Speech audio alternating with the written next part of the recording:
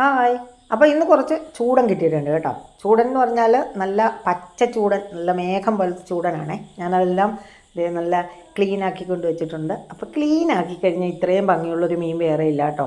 ഒരു പൊട്ട് പോലും, ഒരു കറുത്ത പൊട്ട് പോലും ഇല്ലാതെ നല്ല ക്ലീനായിട്ടിരിക്കുന്ന സുന്ദരി മീനാണിത്, ക്ലീൻ ചെയ്ത് കഴിഞ്ഞാൽ കേട്ടോ. അപ്പോൾ അത് ഞാൻ റെഡിയാക്കി കൊണ്ട് വെച്ചു. ഇത് ഗ്യാസാണ്, വയറിന് കൊള്ളില്ലെന്നൊക്കെ പറഞ്ഞ് എല്ലാവരും തള്ളുമെങ്കിലും എനിക്ക് ഭയങ്കര ഇഷ്ടമാണ് കേട്ടോ. അപ്പോൾ ഇനി അതിനകത്ത് ഇടാനുള്ള സാധനങ്ങളൊക്കെ നമുക്ക് റെഡിയാക്കാം. കുറച്ച് ഉള്ളി കഷ്ണം, ഇതൊരു സ്പെഷ്യൽ ഇൻഗ്രീഡിയൻ്റ് ആണ്. ഒരു വെളുത്തുള്ളി കഷ്ണം ഉള്ളിയുടെ കൂട്ടത്തിലിട്ടു. നമുക്കതൊന്ന് ചതച്ചെടുക്കാമല്ലോ. നന്നായിട്ട് ചതച്ചെടുത്ത് കഴിഞ്ഞിട്ട് അപ്പോഴേ നന്നായിട്ട് ചതയ്ക്കാൻ അതിനകത്ത് എൻ്റെ ഇത് തീരെ ചെറുതാണ് കേട്ടോ ഈ ഇടിയൻ. അപ്പം നമുക്ക് അടുത്തായിട്ട് ഇടേണ്ടത് പച്ചമുളകാണ്. ഞാൻ 6 പച്ചമുളക് ഇട്ട് കൊടുത്തിട്ടുണ്ട്. പച്ചമുളക് എന്ന് പറഞ്ഞാൽ വീട്ടിൽ നിന്ന് പറിച്ചെടുത്തതാണ്, ഭയങ്കര എരിവാണ് കേട്ടോ. അപ്പോൾ ഇനി അതിനനുസരിച്ച് നമ്മൾ മുളക് പൊടി ഇടാവുള്ളൂ കേട്ടോ. ഇനി ഇതങ്ങോട്ട് മാറ്റി വയ്ക്കാം. ഇനി അതിനുള്ള അരപ്പ് തയ്യാറാക്കാം. തേങ്ങ എടുത്തു, ഒരു ചെറിയ മുറി തേങ്ങയുടെ ചിരവി എടുത്തു. അതിനകത്തേക്ക് ഒരു 1/2 ടീസ്പൂൺ മുളക് പൊടി ഇട്ടുള്ളൂ. എന്താണെന്ന് വെച്ചാൽ നമ്മൾ പച്ചമുളക് എടുത്തിട്ടുണ്ട്. അതിൻ്റെ കൂട്ടത്തിൽ ഒരു 1/2 ടീസ്പൂൺ മറ്റേ മഞ്ഞൾപ്പൊടി ഇട്ടു. പിന്നെ ഒരു 2 തണ്ട് കറിവേപ്പില. ഇനി എല്ലാം കൂടെ ഒരു മിക്സിംഗ് ആണ്. നമ്മളത് കൈവച്ച് തന്നെ ചെയ്യണം. കൈവച്ച് നല്ല ഭംഗിയായിട്ട് നല്ലോണം അങ്ങോട്ട് ഞെരടിയെടുത്ത് കഴിഞ്ഞാൽ അടുത്തായിട്ട് ഇനി വേണ്ടത് അതിനകത്തേക്ക് നമ്മൾ മാറ്റി വെച്ചിരിക്കുന്ന ചതച്ച് വെച്ചിരിക്കുന്ന സംഭവം എല്ലാം കൂടെ ഇങ്ങോട്ട് ഇട്ട് ഇനി ഒന്നുകൂടെ നന്നായിട്ട് കൈകൊണ്ട് തന്നെ നന്നായിട്ട് മിക്സ് ചെയ്യണം. ഇനി നമുക്കിതിനെ അങ്ങോട്ട് മാറ്റി വയ്ക്കാം. അടുത്തായിട്ട് നമ്മുടെ മീൻ വയ്ക്കാനുള്ള നമ്മുടെ ചട്ടി എടുത്ത് വയ്ക്കാം കേട്ടോ. അതായത് എനിക്ക് നല്ലൊരു കുഞ്ഞൻ ചട്ടിയുണ്ട്, നല്ല രസമാണ്. അതിനകത്തേക്ക് നമ്മൾ ക്ലീൻ ചെയ്ത് വെച്ചിരിക്കുന്ന ചൂടൻ അങ്ങോട്ട് ഇട്ട് കൊടുത്തു.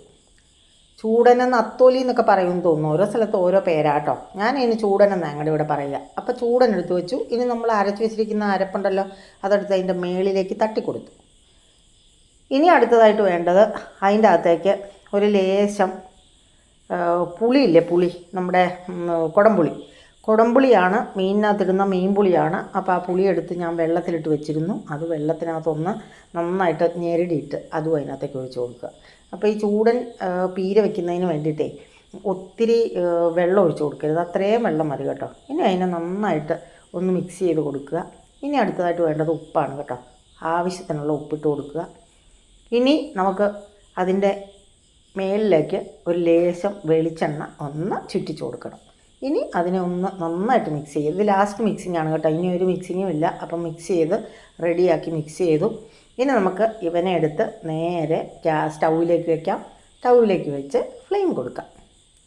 ഇനി ഫ്ലെയിം കൊടുത്തു കഴിഞ്ഞാൽ അടുത്ത് അടച്ചു വെച്ച് വേവിക്കലാണല്ലോ. അടച്ചു വെച്ച് കുറച്ച് ഒരു 2 മിനിറ്റ് 3 മിനിറ്റ് തിള വന്നു കഴിയുമ്പോഴത്തേക്കും ഒന്ന് തുറന്ന് നോക്കുക.